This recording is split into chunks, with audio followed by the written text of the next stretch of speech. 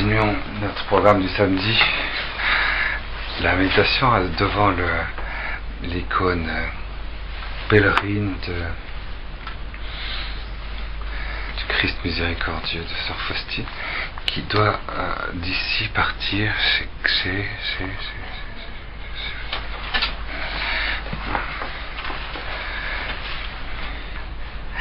Alors nous allons continuer à méditer l'Apocalypse. L'année dernière, quand je dis l'année dernière, c'était pas l'année dernière, c'était samedi dernier, nous avions atteint le chapitre 10. Et on était entré dans le septénaire des sept trompettes de l'Apocalypse.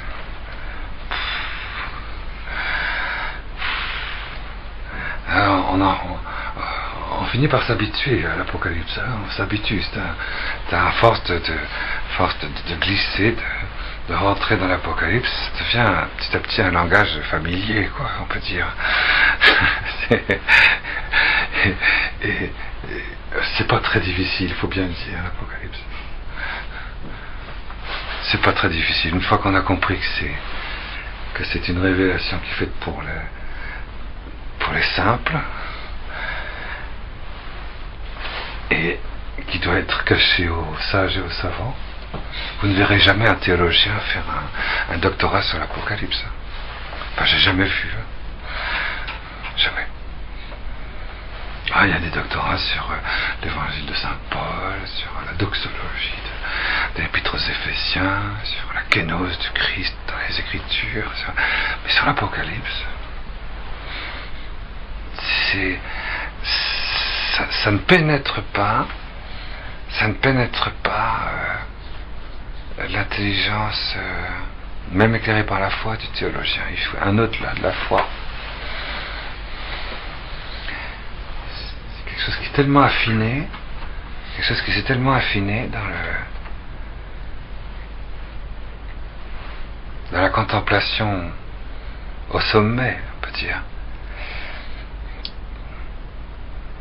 de Saint Jean, quelque chose de cette finesse, toute petitesse, cette immense simplicité extraordinaire qu'il y avait chez lui et qui avait été engendrée par Jésus, engendrée par Marie, engendrée par l'Esprit Saint, engendrée par 40 ans de mise en place d'un corps spirituel à état pur. Une simplicité chez lui qui fait que il a accès, il peut rentrer au ciel. Quand le ciel se déchire, il le voit. Lorsqu'il est ravi, il est invité, il est emporté. Une petite plume très légère, très mobile au souffle. Parce que quand vous êtes gros, que vous faites 105 kilos, plus difficile.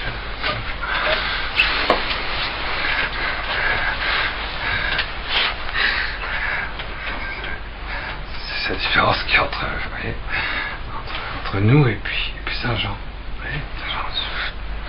Et quand le livre se déroule, comme un livre qu'on roule, quand il est emporté à l'intérieur de Dieu, dans le trône, dans cette mer d'émeraude sans limite, qui est diaphane, couleur verte, qui est le trône, à l'intérieur du trône, il y a la gloire de la résurrection, dont se sert la première personne de la très sainte Trinité pour exprimer ce qui le nourrit dans le ciel de la création glorifiée.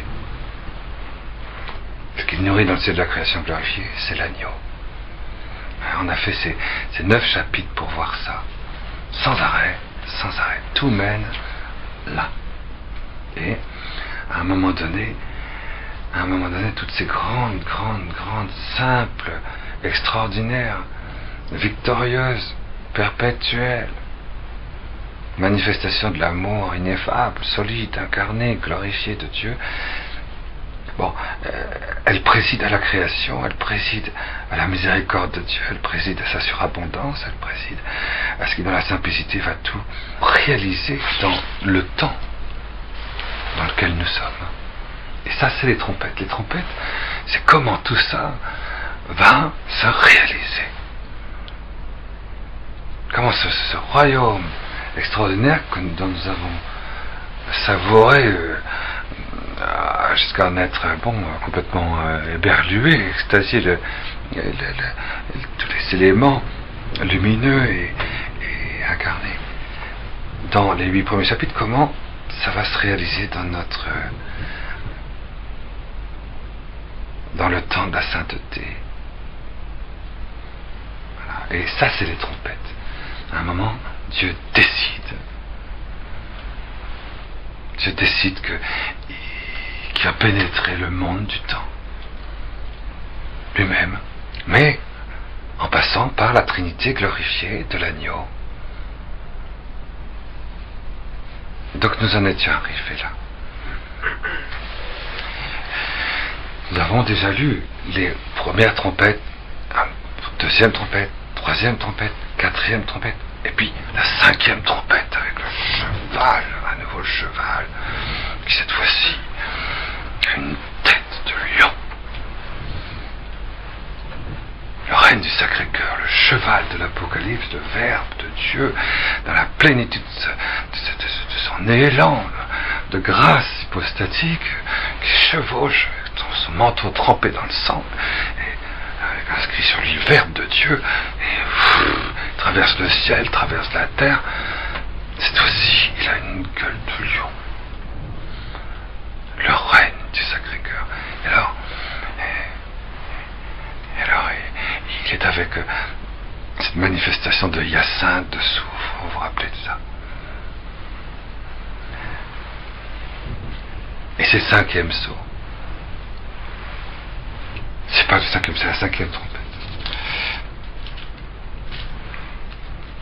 Alors, pendant le temps de l'Église, pendant ces 153 jours, pendant ces 5 mois, donc 5 fois 3, 15, 153 jours, pendant ces 153 jours, il va y avoir profondément ce règne du Sacré-Cœur qui va tenir, qui va énerver l'eau, qui va énerver le vin, qui va énerver le sang, qui va énerver l'herbe, qui va énerver les arbres, qui va énerver les poissons, les oiseaux. Donc l'eau c'est la vie, le poisson c'est les chrétiens, les oiseaux c'est les contemplatifs, l'herbe c'est la grâce, c'est ceux qui ont la grâce sanctifiante, les arbres c'est ceux qui vivent de Jésus crucifié, qui sont des sources de rédemption, cachées. Et c'est le règne du Sacré-Cœur, c'est l'amour du Christ et vainqueur de tout. C'est comme ça que tu as décidé de faire. Et ça, on l'a vu ça déjà. Donc maintenant on passe. Le 6e messager sonna. Non, c'est justement. Voilà. Donc, et malgré tout ça, et ben les hommes qui sont attachés à la terre, qui sont attachés au terrestre, qui sont attachés à l'humain, repliés sur lui-même, qui sont attachés à Jézabel, ne font pas retour de leur meurtre, de leur sorcellerie, de leurs adultères, ni de leur vol. Tous ceux qui ne vivent pas de la grâce de Jésus crucifié et du règne du Sacré-Cœur ne peuvent pas faire autrement que de tout ramener à eux. C'est des voleurs. Ils ne peuvent pas faire autrement. Ils ne peuvent pas faire autrement que d'être dans, comme la traduction ici, qui ne traduit pas adultère, mais puterie. Ils se prostituent. C'est une prostitution. Ils se vendent. Ils ne peuvent pas faire autrement que de pratiquer la sorcellerie, la radiesthésie. Ils ne peuvent pas faire autrement. Vous voyez, de faire venir des forces au circule, autre chose que le règne du Sacré-Cœur. Ça, bon, nous l'avons vu. Alors à ce moment-là, je vois un autre messager, un autre ange, un autre ange. Fort. Voilà, un autre ange arrive. Fort. Il descend du ciel. Il descend. Catabolès, ça se traduit pas par catastrophe, mais vous voyez bien, il descend précipité, quoi. C'est que c'est quand tu prends quelque chose dans et puis, il descend, ça. C'est pas il descend comme la main du chef d'orchestre, n'est-ce pas? Bon, non. Il descend enveloppé d'une nuée. Enveloppé d'une nuée. Il est enveloppé. En grec, c'est la micte, vous voyez, quand vous êtes enveloppé, le prêtre, quand il s'habille, il s'enveloppe. Il est enveloppé de gloire. Il est enveloppé d'une cabode, d'une gloire visible, d'une nuée. Ça, on présente souvent les nuées comme des nuages, vous savez, dans les tableaux, on met des nuages, et puis on met Sainte Vierge qui apparaît quoi, sur un nuage. Non, une gloire, c'est une gloire qui l'enveloppe. Et l'arc-en-ciel sur sa tête. Les sept visages de l'alliance entre le ciel glorifié et la terre remplie de grâce. Donc, les sept prédestinations, les sept sceaux, mais dans la plénitude de leur épanouissement et dans l'harmonie, sont sur la tête. Toute la prédestination du Christ est dans cette messager, dans cette créature. Son visage est semblable au soleil. C'est vraiment Marie, vous comprenez bien, puisque c'est un messager, c'est une créature. Elle a la plénitude de toute l'alliance, de toute la prédestination du Christ, et son visage, c'est le visage du Christ. C'est le soleil. Il y a une unité de gloire de la résurrection de Jésus et de Marie, c'est facile à reconnaître à force, et ses pieds sont semblables à des colonnes de feu. Des colonnes. Tout s'appuie sur elle.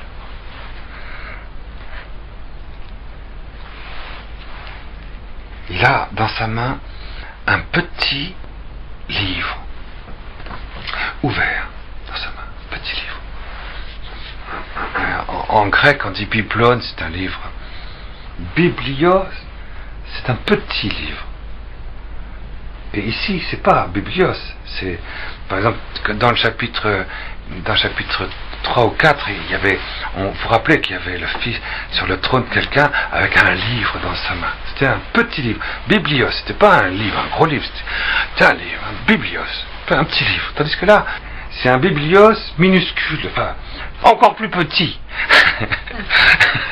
C'est le petit livre, le petit secret, vous comprenez? Déjà, le deuxième livre qui était petit, était un secret, était scellé, il y avait 7 sceaux. C'était caché. Personne ne pouvait l'ouvrir que l'agneau. Et là, elle a un tout petit livre. Tout petit. Cette créature, c'est extraordinaire, tiens. Il met le pied droit sur la mer, le temps, et le gauche sur la terre, la résurrection. Cet ange possède et le temps, et l'éternité de la gloire, la terre. La terre, c'est le seul solide de la résurrection. La mer, c'est le temps qui file sans arrêt. Ça coule. Elle est là, pied droit et le pied gauche. Ah. C'est le pied droit qui est sur la mer. Hein. Et c'est le pied gauche qui est sur la terre, vous avez remarqué. Hein. Bon. Oui, parce que si c'était l'inverse, ça ne pourrait pas aller. Hein. Évidemment. Oui, pourquoi vous ne savez pas la différence entre la droite et la gauche, hein? C'est ce que dit Jésus. Bon, ignorez bien ce que c'est de faire la différence entre la droite et la gauche. Ignorez bien. Non, mais la droite, la gauche, c'est l'amour, hein?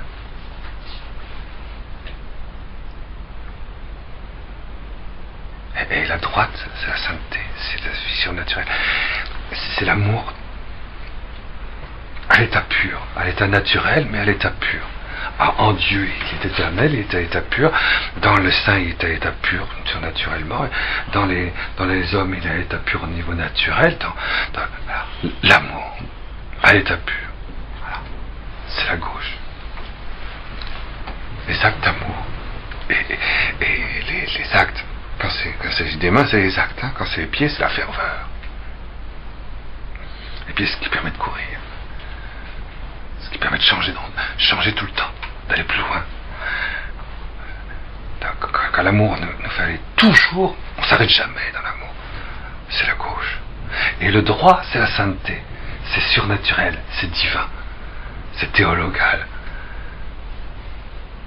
Quand on fait des actes de vie divins, quand c'est divin, quand c'est Dieu qui agit à travers nous, c'est la droite. Voilà pour la main. Et quand c'est le pied, c'est quand c'est la ferveur de Dieu qui se sert de nous. C'est Dieu sert de nous dans sa ferveur. Pour faire avancer le ciel. Dans la terre. C'est extraordinaire ça. Le pied, la gauche. Et vous voyez bien, hein. Donc il avait un pied droit sur la mer et le gauche sur la terre. Et dans la ferveur de l'amour qu'il y a dans la résurrection, dans le ciel.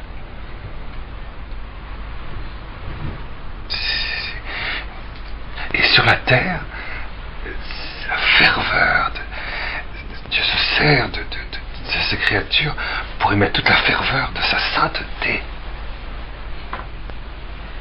De sa vie intérieure divine, surnaturelle. Voilà ce qu'il attend de nous comme instrument. Oui. Pas quand on aime les fleurs. D'aimer les fleurs, tout le monde aime les fleurs. Même Jack Lang, il aime les fleurs. Bien sûr. Alors il crie, mégaphoné avec une voix très forte, mégalée, vraiment.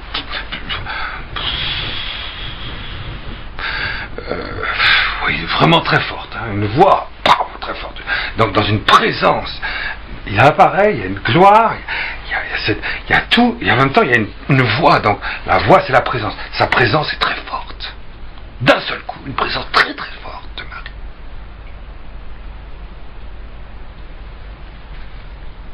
De Marie médiatrice, hein, l'arc-en-ciel sur la tête. Hein. Celle qui fait l'alliance avec tout.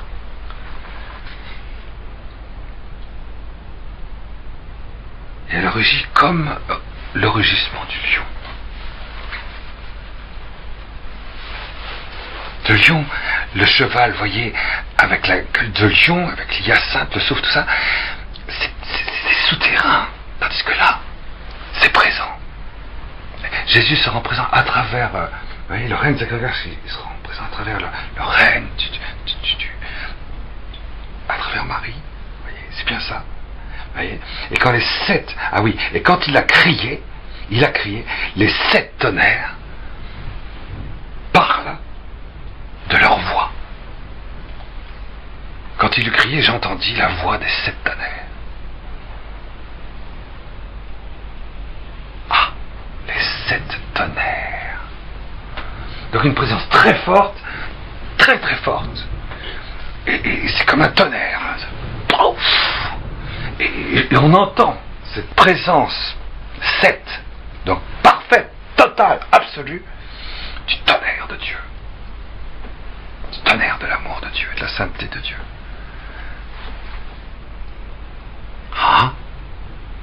Oui, cette sixième trompette est quand même intéressante, hein. Et quand les 7 tonnerres eurent parlé, j'allais écrire, mais j'entends cache, scelle, camoufle. Non, ce dont les 7 tonnerres ont parlé, ne l'écris pas. C'est un secret celui-là, voyez. Le messager, l'ange que j'avais vu debout sur la mer, sur la terre, alors lève la main droite, la sienne, vers le ciel. Et jure par le vivant, pour les pérennités des pérennités, le Père, qui a créé le ciel, ce qui est en lui, la terre, ce qui est en elle, la mer, ce qui est en elle, il n'y a plus de temps. C'est vraiment une apparition qui va avoir lieu d'un seul coup, à la 6e trompette, où le Créateur, Dieu le Père, comme Créateur, va manifester quelque chose dans une présence très très très forte. C'était 7 tonnerres, mais qu'on ne doit pas savoir à l'avance.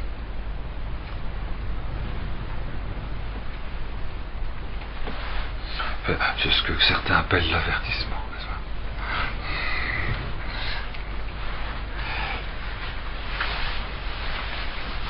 Il jure par le vivant pour les siècles des siècles qui a créé le ciel, qui a créé le monde angélique, et ce qui est dedans le ciel et ce qui est dans le monde angélique.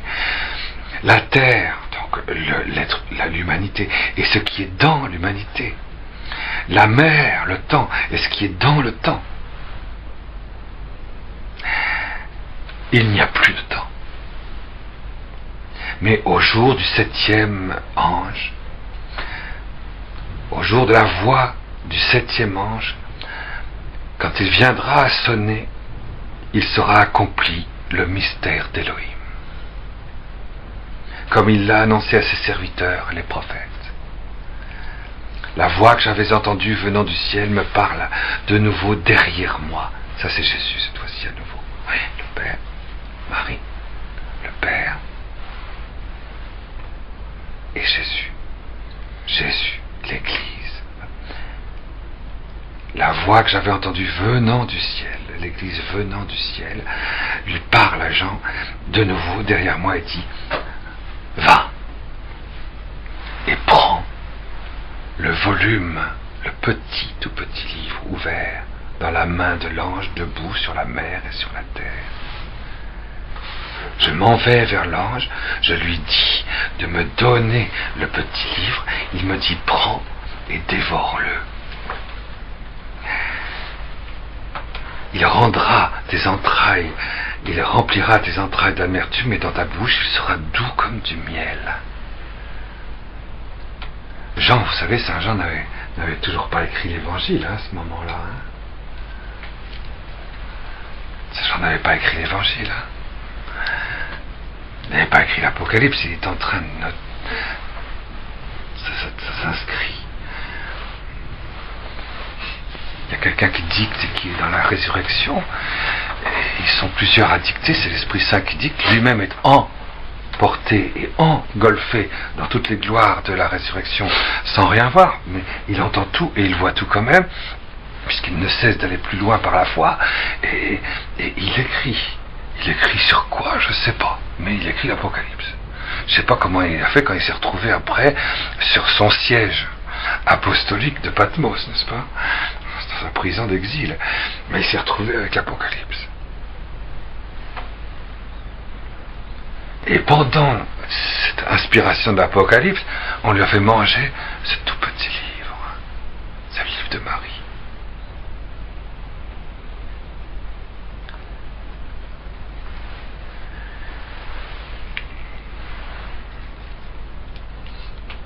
Je prends le petit volume de la main de l'ange et je le dévore. Il est dans ma bouche comme du miel, doux comme du miel, mais quand je l'ai mangé, mes entrailles deviennent amertume. Myriam, plénitude d'amertume, le prénom de Marie, ils deviennent Marie. Ses entrailles, sa miséricorde devient mariale. Et il va donner l'évangile de la miséricorde mariale. Dans le principe est le Verbe.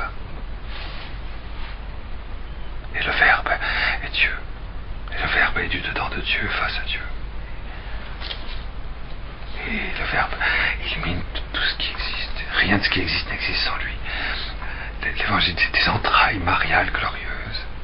C'est pour ça que l'évangile commence comme ça.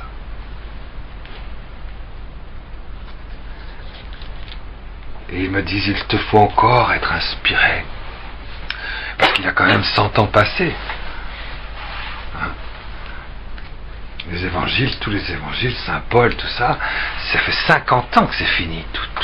Toute la Bible est terminée. Il n'y a pas l'évangile, il n'y a pas l'épître, il n'y a pas l'Apocalypse de Saint Jean. Mais tous les autres, on sait que ça a plus de 50 ans que c'est fini. Il faut que tu sois encore inspiré. Ça, c'est extraordinaire. Vous voyez, c'est historique, finalement, ça.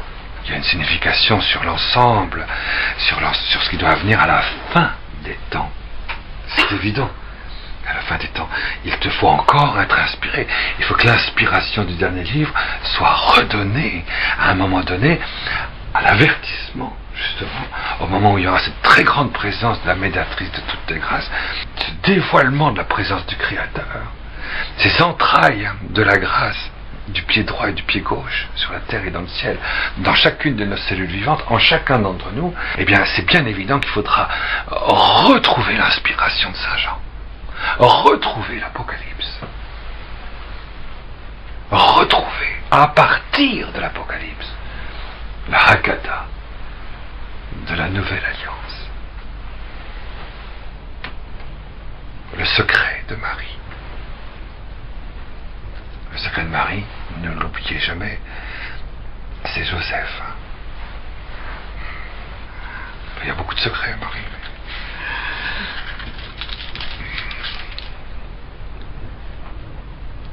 Il te faut être encore inspiré pour les peuples, les nations, les langues et pour les innombrables rois.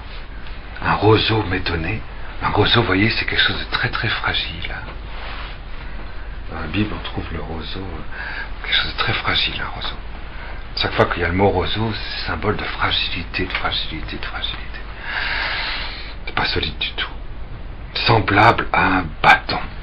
Un bâton, à une verge. La verge, quand c'est ce mot-là, c'est un mot grec, ça veut dire au contraire, nous on dirait un martinet, quoi. Martinet, c'est toujours fait pour fouetter, pour faire mal. Ah, il m'est donné un roseau, très très fragile, semblable à une verge. Ça va faire mal. C'est quelque chose de très très très très fragile qui va faire mal. C'est extraordinaire ça. Cet avertissement va nous prendre dans ce qu'il y a de plus fragile en nous. Et ça va nous faire mal. C'est ce qui est plus faible en nous. Et on sent très bien ce que ça veut dire, hein. Et il est dit, éveille-toi et mesure le sanctuaire d'Élohim, l'autel, et ceux qui y adorent, le parvis en dehors du sein du temple. Ne le compte pas, ne le mesure pas. Il a été donné aux païens.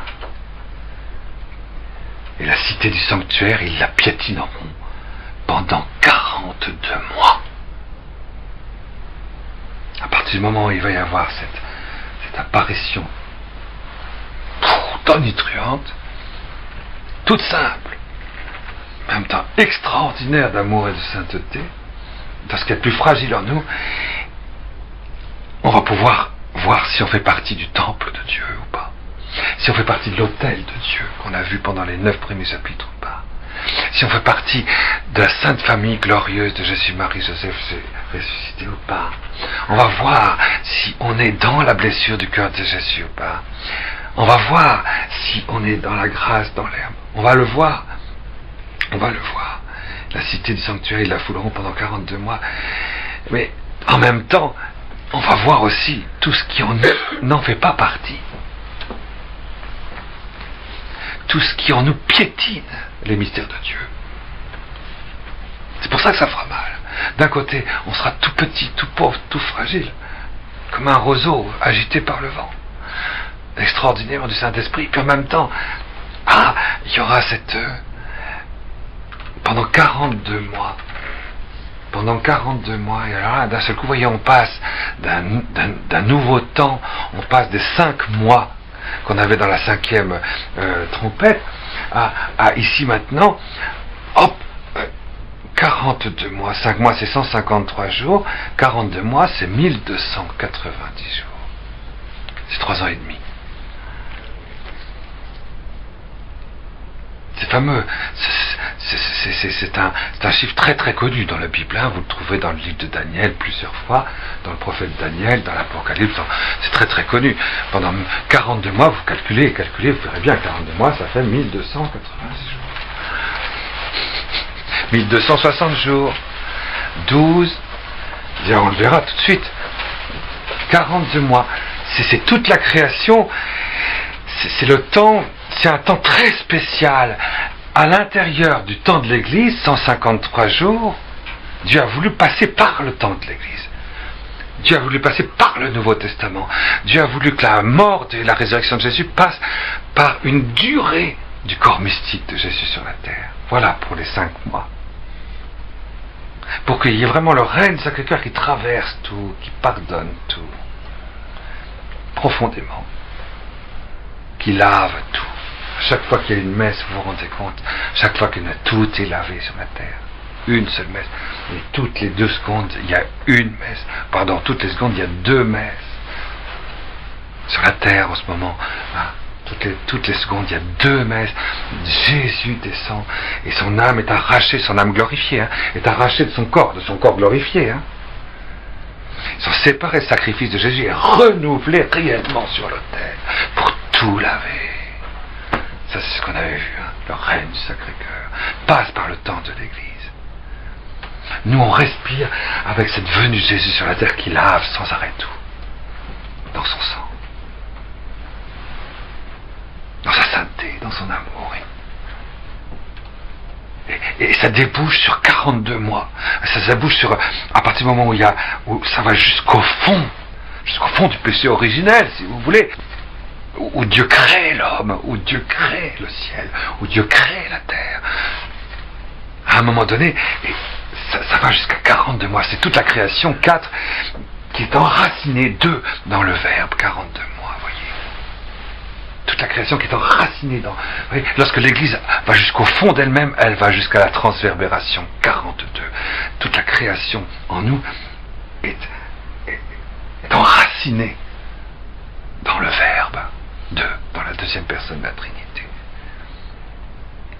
Et à ce moment-là, c'est un temps différent, celui de la transverbération. Vous voyez, ça fait partie de l'Église, mais c'est la substance du temps de l'Église. Le sommet, le nœud, le cœur de l'Église, c'est la transverbération. Et cette transverbération, c'est une loi pour tous ceux qui font partie du corps, du temple, du corps mystique du Christ. Mesure le temple, mesure le saint, mesure l'autel et les adorateurs qui s'y trouvent. Mais le parvis ne mesure pas, et c'est dehors, c'est piétiné. C'est du paganisme. Beaucoup de gens qui sont chrétiens, qui sont en fait de véritables païens, qui piétinent Dieu, tout le temps. Transverbération, ils ne savent même pas ce que ça veut dire. Vous vous rendez compte ? Moi j'en connais, je connais des chrétiens, transverbération, ils ne savent même pas ce que ça veut dire, je vous assure. Non mais vous avez l'air étonné, je vous assure. Alors, comment voulez-vous ? Alors, 42 mois, 1260 jours, 12, c'est l'apostolat plénier, 6 qui apporte ce message, 0 silencieux. Le cri silencieux de l'Église, c'est la transverbération. Le cri silencieux de Marie-Anne, son alliance glorifiée, sa transverbération au pied de la croix, elle est silencieuse, mais il y a la transverbération du cœur de Marie dont a parlé le Nachi d'Israël, le dernier Nachi d'Israël. Vous voyez ? Ça c'est quelque chose d'extraordinaire, ce cri silencieux. Ce cri silencieux qui rejoint le cri silencieux de tous ceux qui laissent se dévoiler le mystère de la maternité du ciel sur la terre, tandis que Dieu est en train de les créer. Ce fameux avertissement est quelque chose d'extraordinaire. Cette 6e trompette, vous savez, elle a quelque chose. Nous allons continuer. Je donnerai à mes 2 témoins. Et là, on arrive aux fameux 2 témoins. Je donnerai à mes 2 témoins d'être inspirés. 1260 jours revêtus de sac. Ah oui, dans la transverbération, il y a un double témoignage. Il y a 2 témoins. Vous avez tous lu dans l'Apocalypse les 2 témoins de l'Apocalypse. Je me rappelle que quand j'étais en Suisse, pendant quelques mois, quelques années, j'ai fait partie d'une communauté d'accueil de zonards, de drogués, etc. On avait passé 2000 chez nous, 2000 des junkies, tout ça, des freakies, des freaks, extraordinaire. Et à un moment, il y a 2 qui sont arrivés. Ils sont arrivés, et disent, nous on est 2 témoins de l'Apocalypse. Oui, parce que le Seigneur leur était tombé dessus, il avait pris de la drogue, d'accord, de ça, mais... Et puis vraiment, il priait avec une ferveur, et la grâce qu'il recevait, il recevait plus de grâce que n'importe qui sur la terre, et les 2 témoins d'Apocalypse, c'était eux. Oui, si vous voulez, on est les 2 témoins de l'Apocalypse. C'est quelque chose de vrai, vous savez. On est les 2 témoins de l'Apocalypse. C'est quoi ces 2 témoins de l'Apocalypse? On est les témoins de l'Apocalypse. 2, vous voyez? 2, c'est le Verbe, la 2e personne de la Très Sainte Trinité, qui témoigne. Quand le Verbe témoigne, il témoigne silencieusement. La blessure du cœur de Jésus, il est silencieux, il est mort. C'est un témoignage silencieux. 12, 6, 0. 42 mois, c'est toute la création qui crie silencieusement dans le Verbe. 4, 2, 42.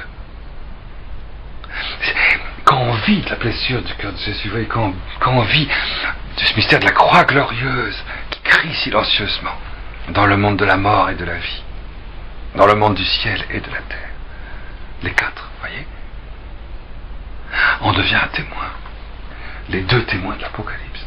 Bon, on sait très bien sûr que c'est le fond de l'Église, c'est ça, c'est ce que dit saint Augustin. Le fond de l'Église, c'est ça, le fond du chrétien, c'est ça. S'il devait retenir que ça, c'est la seule chose qu'il doit retenir, c'est ça. C'est qu'il est par toutes les portes de sa peau, de sa prière, le cri silencieux du Verbe de Dieu, crucifié après sa mort. C'est beau ça, vous savez. Et quand Jésus ressuscite, c'est ça qui ressuscite. Ce cri silencieux ressuscite. Et quand ce cri silencieux ressuscite, ça s'appelle l'agneau de Dieu. Ça, on l'a déjà vu.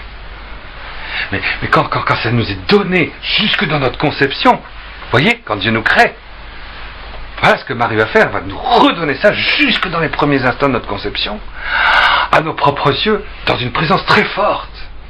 À ce moment-là, les 2 témoins de l'Apocalypse vont commencer. Au milieu de ce chaos qu'on a vu dans la 5e trompette, 4e trompette, 3e trompette, 2e trompette, 1re trompette, il va y avoir des points de repère.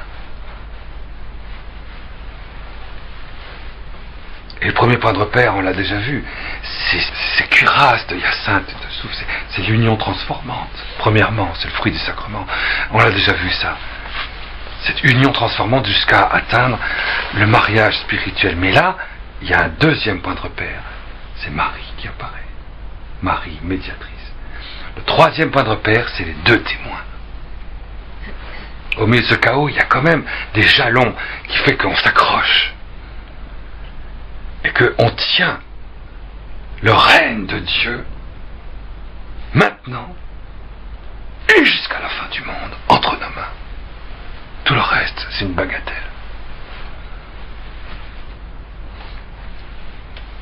Et les 2 témoins, c'est ça, vous voyez. Évidemment, c'est vrai que dans un moment donné, on le sait. C'est la doctrine de Moïse, c'est la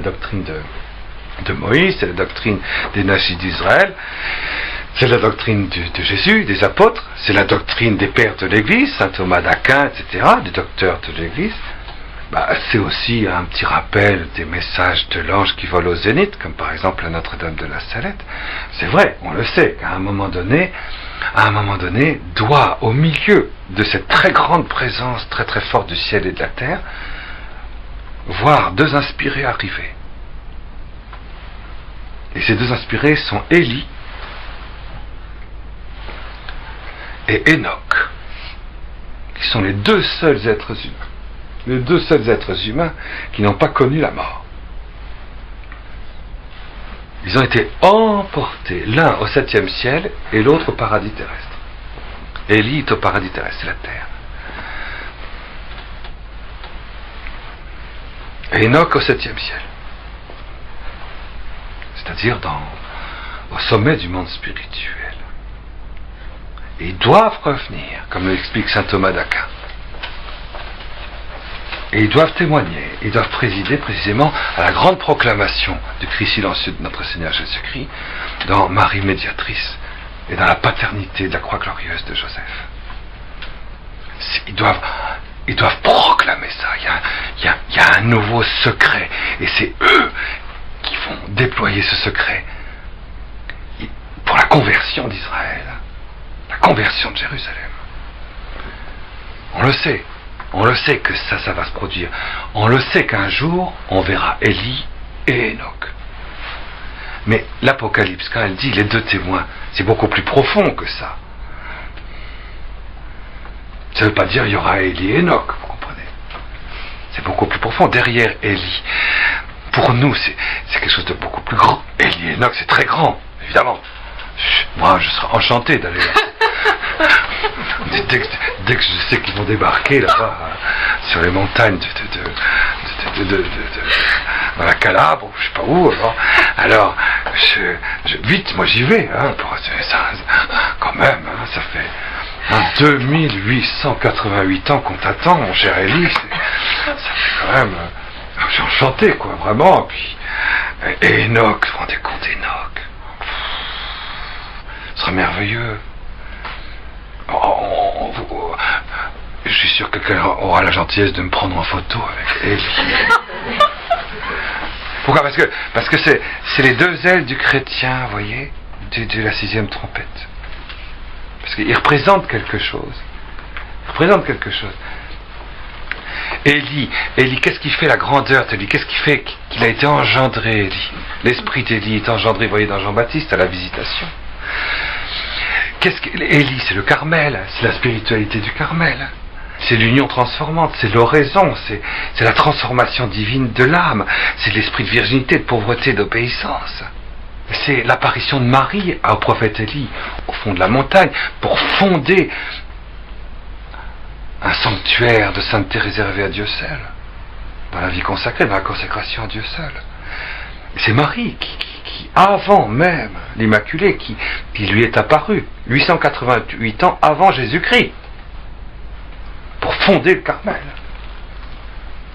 C'est l'Immaculée, qui est d'ailleurs dans le Bereshit. Il y a quelque chose de très fort dans Élie, est porteur, bien sûr, du mystère de Marie, dans son alpha, dans son oméga. Et Enoch, Enoch, c'est un patriarche. Il a été compté comme quelqu'un de juste. To dikaios.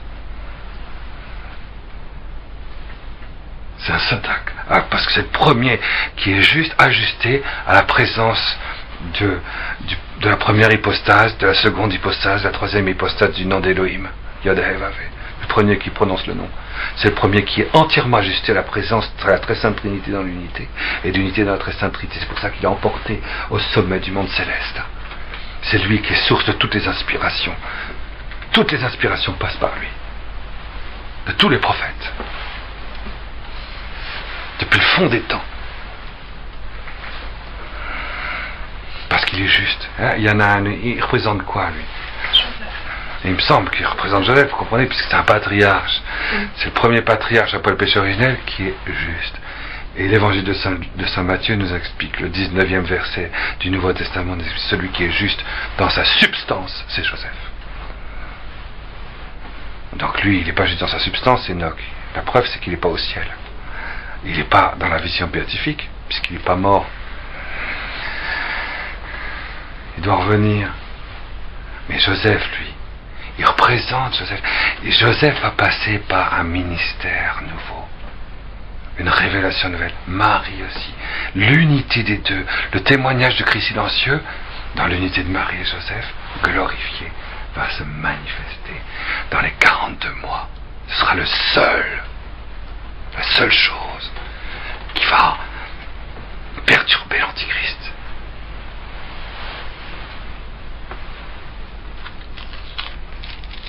Vous savez que le temps de 42 mois de 1290 jours sont le temps du règne absolu de l'Antichrist. Oui. Il y en a qui disent oui, les deux témoins, c'est Saint Pierre et Saint Paul. Moi, je vois pas pourquoi franchement, c'est pas Saint Pierre et Saint Paul, les deux témoins de l'Apocalypse, n'est-ce pas? Je crois pas. C'est les chrétiens qui vivent dans le Verbe de Dieu du martyr de Jésus. Mais du martyr glorieux de Jésus. Ce qui se passe dans la transsubstantiation. C'est un martyr glorieux. C'est la grande préparation aux noces de l'agneau, voyez. Et effectivement, si quelqu'un veut leur nuire, ce sont les deux oliviers et les deux menorahs. Voyez, c'est le Verbe. L'olivier donne de l'huile, c'est le Verbe qui donne l'Esprit Saint à travers leur témoignage. C'est le Verbe de Dieu qui donne la lumière messianique accomplie, voyez. Et ils se tiennent face au Seigneur et au Maître de la terre. Le Maître de la terre, c'est le prince de ce monde, c'est Lucifer. C'est eux qui maintiennent Lucifer dans ses limites. C'est vraiment ça, c'est ce témoignage-là qui fait que les hommes ne sont pas entièrement embrasés par le tartare de Lucifer. Alors évidemment, il n'est pas content, l'autre, c'est évident. Si quelqu'un veut leur nuire, un feu sort de leur bouche et dévore leurs ennemis. Si quelqu'un veut leur nuire, il lui faut être ainsi oxy. Eux ont la puissance de fermer le ciel. Aucune pluie ne tombera au jour de leur inspiration. Ils ont puissance sur les eaux pour les changer en sang. Et de frapper la terre de toute plaie aussi souvent qu'ils le veulent. Le corps spirituel, avec leur témoignage, le témoignage de l'Église peut faire que le corps spirituel du corps, des membres vivants, du corps mystique vivant, de Jésus vivant, peut être frappé de la plaie de la transverbération du cœur de Jésus, de Marie et Joseph. C'est ça le témoignage de la communication, voyez, de cette grande transverbération qui est là. Oui, ils ont puissance de fermer le ciel. Les anges ne peuvent pas nous nuire, les anges qui sont dans le cosmos, hein. Pas les anges qui sont dans la vision béatifique, ne peuvent pas nous nuire. Ils écartent les démons. Et quand ils finissent leur témoignage, la bête monte de l'abîme, fait guerre contre eux pour les vaincre et les tuer. Ils terminent leur témoignage. Le témoignage de l'Église se termine par le martyr. Par le martyr de l'Église. C'est-à-dire la même chose. La séparation, Jésus a connu le martyr en ayant connu la séparation de son âme et de son corps. Et l'Église, arrivée à son point de perfection, va connaître aussi ce témoignage que ce qui est visible de l'Église sera entièrement séparé de ce qui est vivant et glorieux dans l'Église. On sera en même temps très très très très attaché à l'aspect extérieur de l'Église qui sera défiguré, mais vidé de sa substance, et en même temps entièrement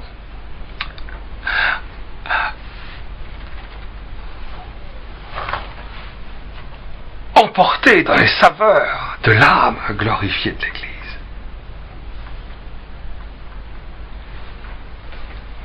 Il y a des gens qui ne connaissent l'Église que du côté du corps défiguré, vous voyez. Ils disent, moi je ne peux plus faire partie de ça. Mais non, dans le corps de Jésus, c'est le corps où Dieu, le Fils, la vie intérieure de Dieu, le Verbe de Dieu, vit dans ce corps. Son âme humaine n'y est plus, d'accord. La sainteté glorieuse de Jésus, Messie d'Israël, n'y est plus. Mais c'est le Verbe de Dieu directement qui vit. Voilà pourquoi j'aime le visage défiguré de l'Église visible. Vidé de tout. Vidé de toute sainteté sensible. De toute sainteté repérable. C'est extraordinaire, on va vivre ça, on va vivre quelque chose. Et remarquez bien que Élie et Enoch aussi seront martyrisés, hein, ça on le sait. Hein, vous connaissez la doctrine de l'Église sur ce sujet. Hein. Mais c'est autre chose. Hein, l'Apocalypse ne parle pas de la destinée d'Élie et d'Enoch. Évidemment. Leur cadavre est sur la place de la grande cité qui est appelée en esprit, symboliquement, ça veut dire Sodome et Misraïm. Ce qui va venir à bout, voyez, de cette unité profonde de l'âme, de la sainteté, de la jubilation de l'Église, d'être au ciel dans la terre et d'être dans la terre au ciel, et dans notre corps humain, tout rempli de la sanctification de Dieu et de sa lumière, tout ça n'est pas dans une unité parfaite, on est très bousculé, très déchiré, on est très crucifié, on vit vraiment Jésus crucifié jusqu'au bout, dans ce martyre du Verbe de Dieu, dans la transverbération, ça c'est vrai.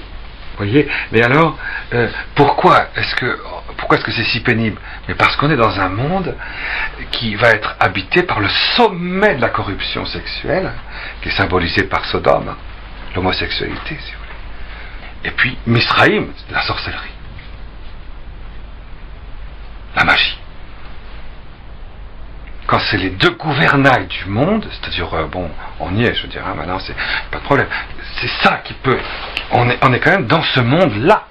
Donc quand l'Église est dans ce monde-là, dans la grande cité, que la grande cité c'est Sodome et c'est Égypte, c'est-à-dire c'est la sorcellerie, c'est la magie, c'est les Illuminati si vous voulez, et puis Sodome, bon, à ce moment-là, c'est évident que nous les chrétiens, c'est le corps mystique du chrétien, il ne peut vivre que de la transverbération, du cri silencieux des enfants avortés, entièrement glorifié dans ce que la gloire de la Sainte Famille glorieuse donne dans leur âme séparée, dans leur cri silencieux abandonné. Évidemment, vous voyez, c'est ça, c'est 12, 6, 0, c'est 1200, c'est cet apostolat de la manifestation silencieuse.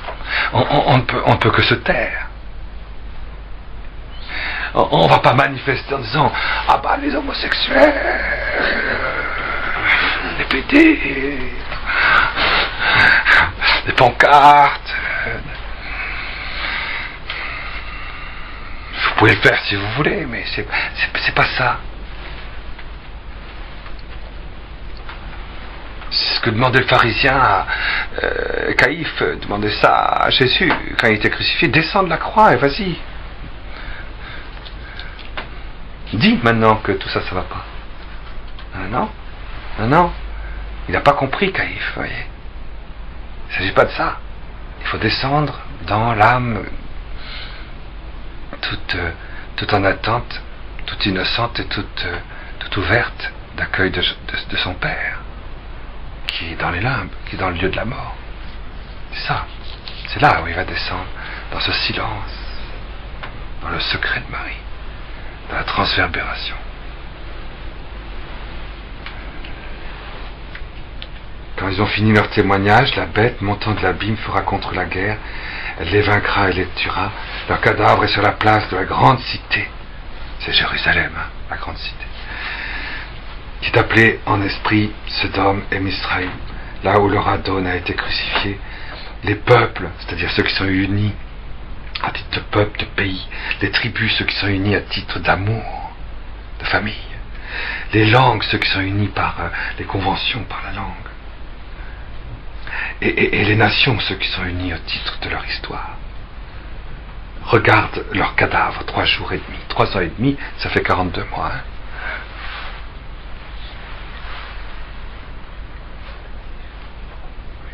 3 ans et demi, c'est 42 mois. Ça fait 36 plus 6, ça fait 42, c'est ça. Donc ça veut dire que c'est pendant le temps de l'Antéchrist, 1260 jours, l'Église va donner le plus grand témoignage de la rédemption. Dans la transverbération. C'est ça le règne et le secret de Marie, de Joseph et de Jésus. Et ça a duré, vous voyez, c'est le 3e jour, le Christ est ressuscité. Ce 3e repère est très très beau, celui des 2 témoins, il est très beau, il est magnifique, parce qu'évidemment le témoignage de l'Église, c'est à cause de ça que le témoignage de l'Église, le magistère de l'Église est infaillible, l'infaillibilité de l'Église. Elle ne vient pas du fait que le pape est très intelligent, ou non, il peut très bien ne pas être extrêmement intelligent. Si ça avait été Einstein, ça n'aurait peut-être pas marché aussi bien, vous voyez. Et en plus Einstein n'était pas très intelligent, enfin entre nous ça dit, il s'est planté pratiquement sur tout, donc ça c'est un autre problème, donc mais c'est un autre problème, complètement autre problème. Oui, parce qu'il ne connaissait pas l'effet Cray qu'on connaît aujourd'hui, donc la relativité générale et la relativité partielle, Eh oui, bon, alors, c'est comme, remarquez, bon, il n'y a pas que lui qui s'est trompé. Pour en dire, saint Thomas d'Aquin aussi, il s'était trompé. Il disait que l'âme spirituelle était créée 40 jours après la fécondation. Il s'est trompé aussi, donc, c'était quand même saint Thomas d'Aquin. Enfin, il s'est pas trompé, il a jamais dit que l'âme était créée le 40e jour. Mais enfin, c'est un autre problème, donc, ok. Certains disent que saint Thomas disait ça, bon. Oui, donc c'est l'infaillibilité de l'Église derrière, derrière ça, cette croix glorieuse qui fait que Joseph prend toute sa place dans la transverbération du cœur de Marie. Et puis Marie aussi qui prend toute sa place dans la blessure du cœur de Jésus. Cette croix glorieuse, ce M, regardez, c'est beau. On est aujourd'hui sous un pontificat avec quelqu'un qui est arrivé sur le trône de Pierre en l'an 5738 du calendrier d'Israël. 5, c'est Marie. 738, c'est la croix glorieuse, c'est-à-dire cette descente de Jésus dans le sein de Joseph, son père, dans les limbes. Comme le dit la liturgie. Et on voit bien que sur son blason, il y a une croix glorieuse, et puis il y a le M de Marie. Il est tout entier Marie, tout entier le Père, la bouche paternelle de Jésus sur la terre, voyez. C'est ça, il y a quelque chose de symbolique, bien sûr, hein, mais on voit bien que, c'est ce que dit l'Épître aux Thessaloniciens, l'Antéchrist, ne dites pas que nous sommes à la fin du temps de l'Église, puisque l'Antéchrist n'est pas encore manifesté, deuxième Épître aux Thessaloniciens. Comme... alors... il faut d'abord que, pour qu'il se manifeste, l'Antichrist, que celui qui le retient encore soit écarté. C'est l'infaillibilité pontificale. Lorsque le ministère de l'Église, dans son témoignage audible sur la terre, sera arrêté, alors l'Antichrist se manifestera.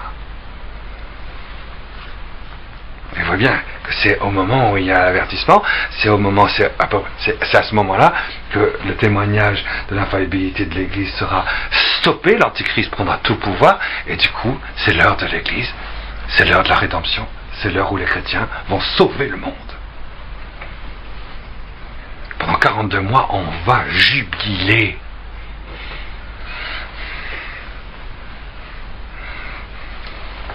Parce que tout l'Antichrist, il se pavane à Jérusalem. Oh là là là là, les chrétiens sont tous bizarres, tous disparus, ridiculisés, écrasés, piétinés, et plus rien, il ne restera plus jamais rien. Et puis, au dernier moment,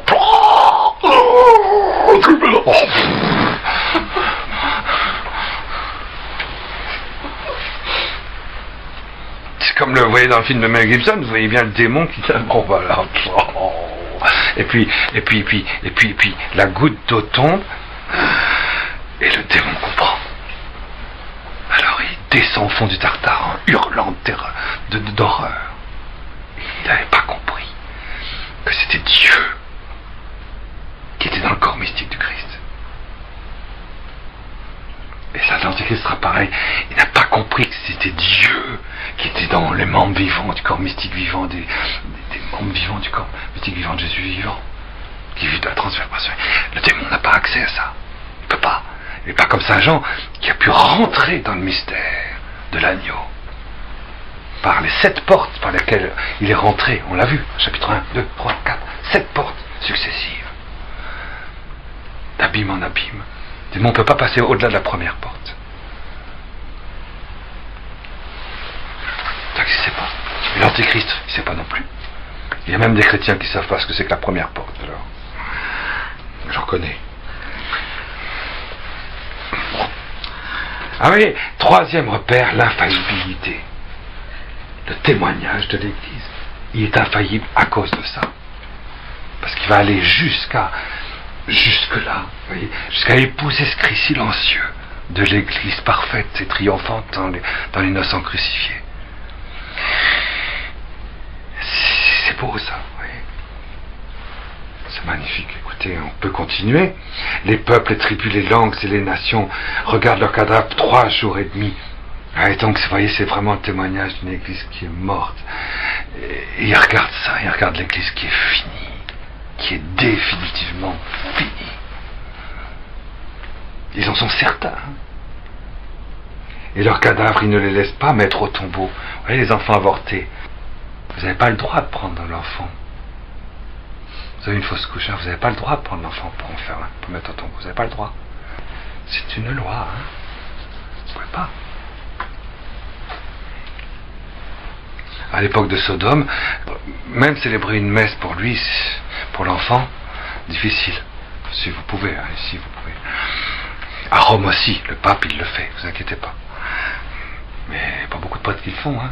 Vous voyez beaucoup dans vos paroisses, vous. Après, on va célébrer la messe pour l'enfant qui est mort au 2e mois après la conception, là. Ça se fait pas beaucoup, ça. Pourtant, il faudrait le faire presque à chaque dimanche. Alors, quand même. Et ils ne les voient pas, alors. C'est ça? Les habitants de la terre se réjouissent à leur sujet, ils exultent, ils s'envoient les uns les autres des présents. Parce que ces deux inspirés tourmentaient les habitants de la terre. Mais après les 3 jours et demi, à la fin, donc, vous voyez, des 1260 jours, un esprit de vie venu de Dieu rentre à l'intérieur d'eux, il se dresse sur le pied, il ressuscite, une grande terreur tombe sur ceux qui les regardent, ils entendent une grande voix, une présence immense dire du haut du ciel, montez ici, ils montent au ciel, dans la gloire, et leurs ennemis les regardent, les contemplant, et à cette heure, survient un méga séismos, un séisme, un tremblement de terre absolu. Toute la terre, tout le corps mystique du Christ est déchiré, si vous voulez. Il y a quelque chose qui bouleversé dans le corps mystique de la terre, du corps mystique du Christ, des chrétiens, si vous voulez. Le 10e de la cité tombe et 7000 noms d'hommes sont emportés dans le séisme. Alors, les 2 témoins sont emportés et 7000 hommes, c'est-à-dire tous ceux qui vivent de 1000 l'Immaculée Conception, la totalité de tous ceux qui vivent de l'Immaculée Conception sont emportés. C'est le rapt. Les noces de l'agneau vont commencer. Pas tous, hein. Il y en a qui restent, hein. Jésus l'a dit dans l'évangile, un sera pris, l'autre laissé. Il y en a 2 qui seront à la meule, dans un lit, 2. Un est pris, l'autre laissé. C'est pas du tout la fin du monde.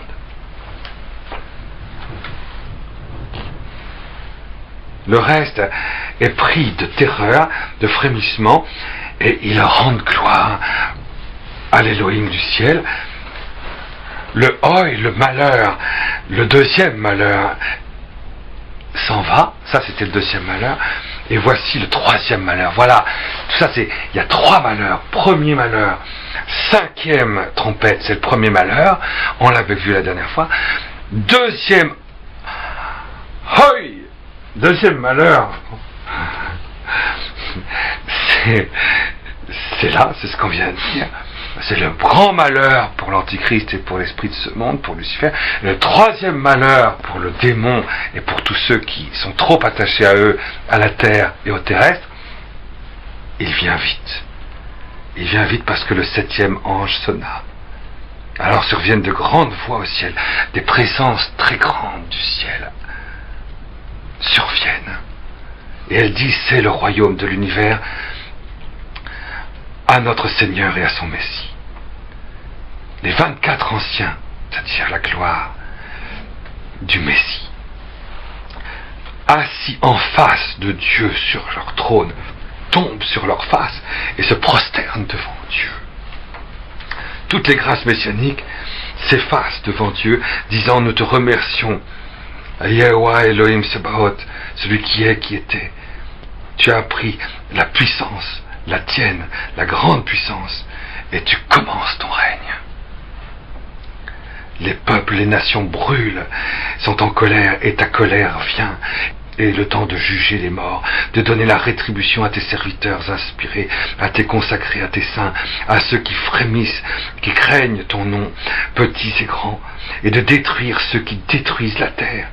Le sanctuaire, le sein d'Élohim s'ouvrit alors, celui du ciel, et apparaît le tabernacle de son pacte dans le sanctuaire.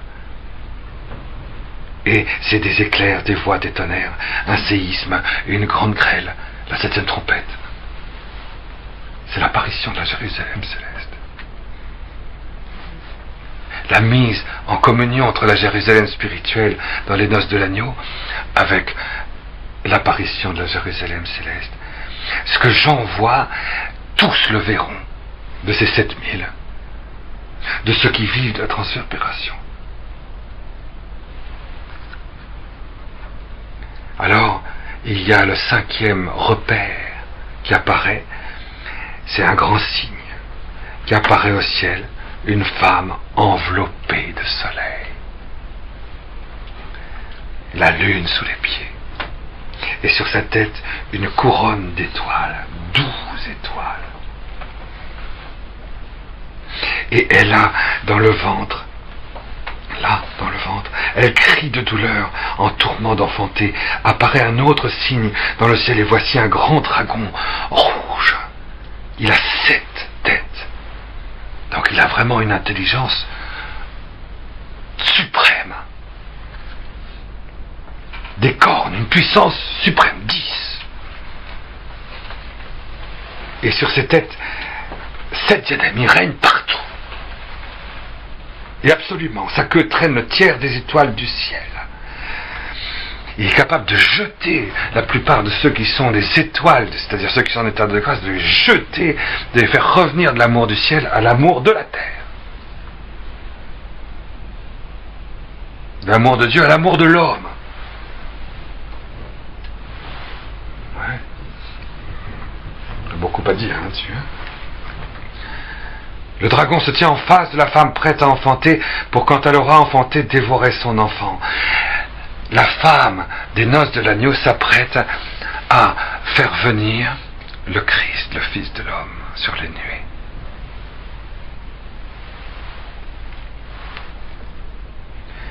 Pour que, quand elle aura enfanté, dévorer son enfant. Elle enfante alors un enfant mâle. Il pètera toutes les nations avec une verge de fer. Son enfant est enlevé vers Dieu et vers son trône. La femme s'enfuit alors au désert, où elle a un lieu préparé par Elohim, pour que là, il la nourrisse 1260 jours. Ah, vous voyez, la 7e trompette se confond avec la 6e trompette. Marie aussi est emportée, et Jésus aussi est emporté pour un temps dans les noces de l'agneau, avec les élus et avec les premiers ressuscités.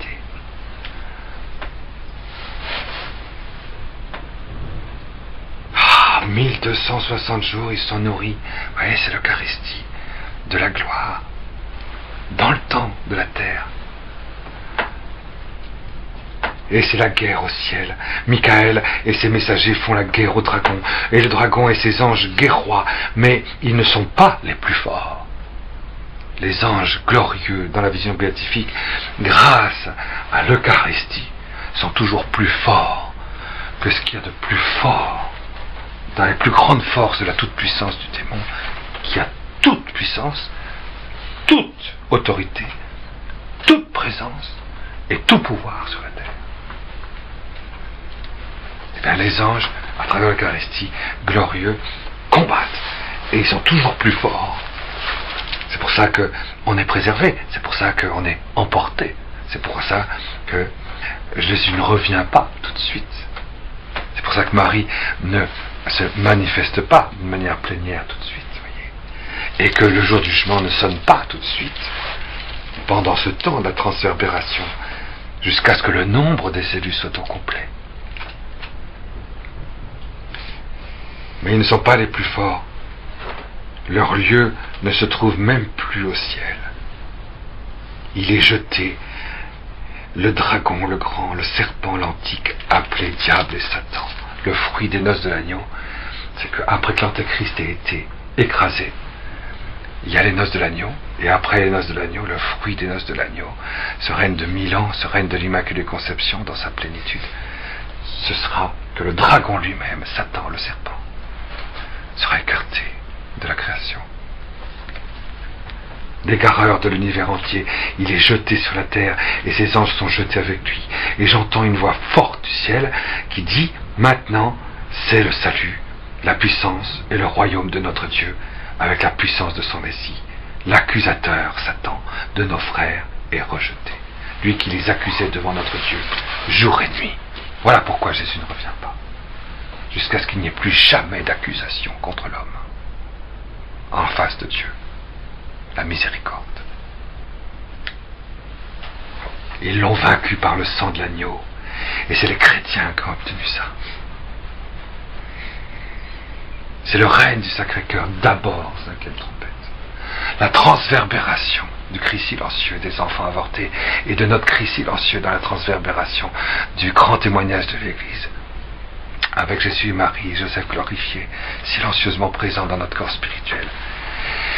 C'est le témoignage, voyez, c'est ce témoignage de Marie, reine de tous les peuples, médiatrice de toutes les grâces. C'est le témoignage, c'est ce témoignage qui obtient que Satan soit renversé et qu'il ne puisse plus accuser aucun homme devant Dieu. Vous voyez, à chaque fois que vous accusez quelqu'un,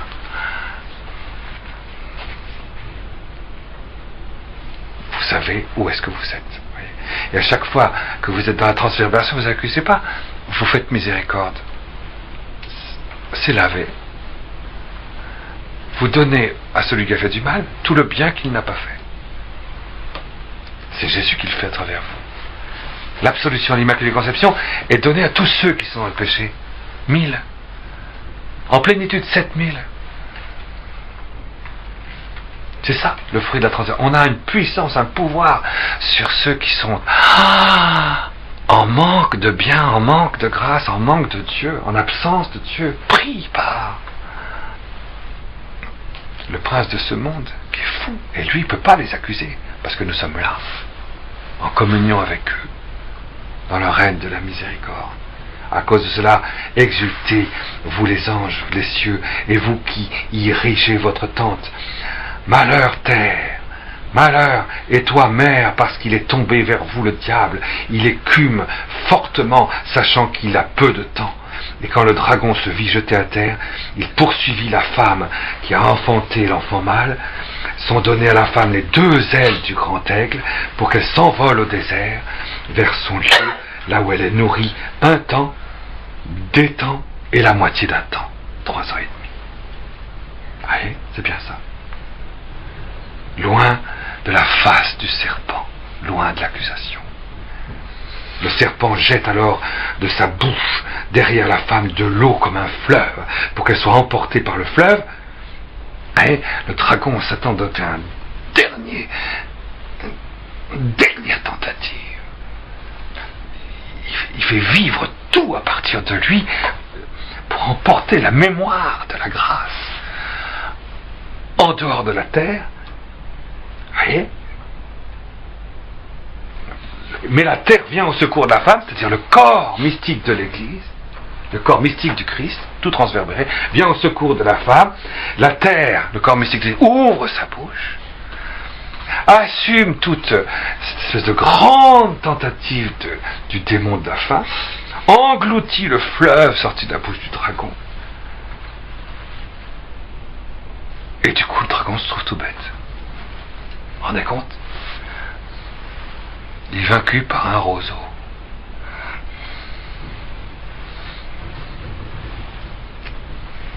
C'est fou, quoi. Le dragon brûle de colère contre la femme et ça va faire la guerre au reste de sa semence, de sa descendance, ceux qui gardent les commandements de Dieu et qui ont le témoignage de Jésus. Et il se tient sur le sable de la mer. Il ne reste plus qu'une seule place au démon. C'est d'aller au milieu. Le sable, vous voyez, c'est des grains de sable, ils ne sont pas collés ensemble, ils ne font pas corps. Le sable de la mer, c'est au fond de la mer. Il y a des hommes qui sont complètement désunis. Sur la terre, c'est la terre ferme. Leur sol de la résurrection, c'est un seul corps mystique glorieusement. Hein ? La terre ferme de la résurrection. Mais le sable de la mer, qui est sur la mer. Vous voyez, ceux qui sont dans le temps, c'est les hommes qui sont désunis les uns avec les autres. Il ne reste plus que ça au démon. Il ne va plus avoir, après les noces de l'agneau, hein, après les noces de l'agneau, après la parousie, il n'aura plus influence dans le corps mystique de l'Église, chez les chrétiens, dans le temps de l'Église, dans ceux qui sont dans le temps, dans la durée spirituelle et surnaturelle de l'Église. Il ne pourra se placer que dans les divisions humaines, dans les hommes qui sont désunis les uns avec les autres. il ne restera plus que ça. Alors je vois venant de la mer une autre bête qui monte. Elle a des cornes, 10 cornes, et les têtes, 7 têtes, et sur ces cornes 10 diadèmes, et sur ces têtes les noms de blasphème. Cette bête que je vois est semblable à un léopard, ses pieds comme d'un ours, sa gueule comme une gueule de lion. Le dragon lui donne toute sa puissance, son trône et grande puissance. Une de ses têtes est égorgée à mort, mais la plaie de sa mort est guérie, et toute la terre est étonnée derrière cette bête. Ils se prosternent devant le dragon parce qu'il a donné la puissance à la bête. Ils se prosternent devant la bête et disent: qui est semblable à la bête? Qui peut faire la guerre contre elle? Les hommes qui sont désunis sont obligés d'adorer le démon.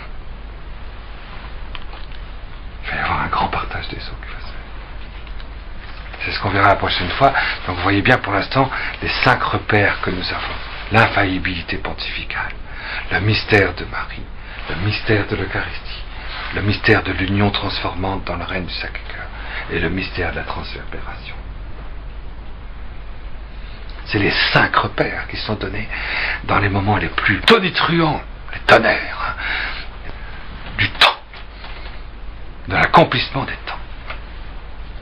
Ça y est, tout est accompli, comme vient de dire le 7e trompette. Tout est accompli. C'est la première fois qu'on voit ce mot téléon, et il va se trouver évidemment 7 fois. Comme on dit, les 2 témoins sont les 2 lampadaires, les 2 menorahs, les 2 oliviers et les 2 menorahs. Le mot menorah, il est 7 fois dans l'Apocalypse. Et là, c'est pareil, tout est accompli, 7e trompette. Ce mot téléon est 7 fois dans l'Apocalypse. Pratiquement tous les mots importants sont 7 fois dans l'Apocalypse. L'accomplissement de l'Église, c'est là, c'est dans ces 5 repères. Et là, on tient le monde, on tient la victoire, on tient la gloire de Dieu, et Dieu nous tient. C'est vraiment, quand Saint Jean a vu ça d'en haut, c'est que il va falloir que j'écrive tout ça, quoi. C'est pour ça que l'Évangile, quand il va écrire le petit livre, tout petit livre, le secret de Marie, il commence comme ça. Le Verbe, c'est le Verbe, le reste, laissez tomber, quoi. Les guérisons, les machins, les possédés. Le Verbe, transverbération, tout de suite. Ce que Marie a reçu au moment de la transverbération. Je me rappelle qu'on avait posé la question à Marthe Robin. Quelqu'un que je connais bien, pour ne pas le nommer, c'est le père Marido, bon, Marie-Dominique. Bon. Il disait, quand Jean dit dans l'évangile le Verbe, dans le principe et le Verbe, moi en tant que théologien, il dit, d'où est-ce qu'il sort ça? Il peut sortir ça que de Marie. C'est ce que Marie a vécu au pied de la croix. Marie a vécu au pied de la croix cette transverbération. Elle a vu que c'était le Verbe qui était devant Dieu, dans la blessure du cœur de Jésus. Donc c'est la révélation de la transverbération de Marie qui est donnée immédiatement. Alors Marthe Robin a dit, lui a répondu, mais mon père, mais c'est évident.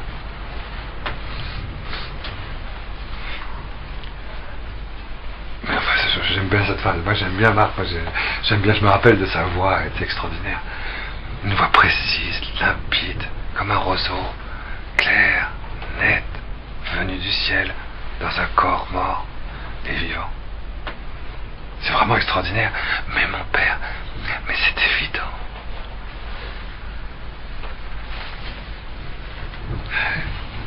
Mais c'est évident. Bon, eh bien, essayons de rentrer dans cette évidence, n'est-ce pas? Alors, cette évidence. Et du coup, il a écrit l'Évangile.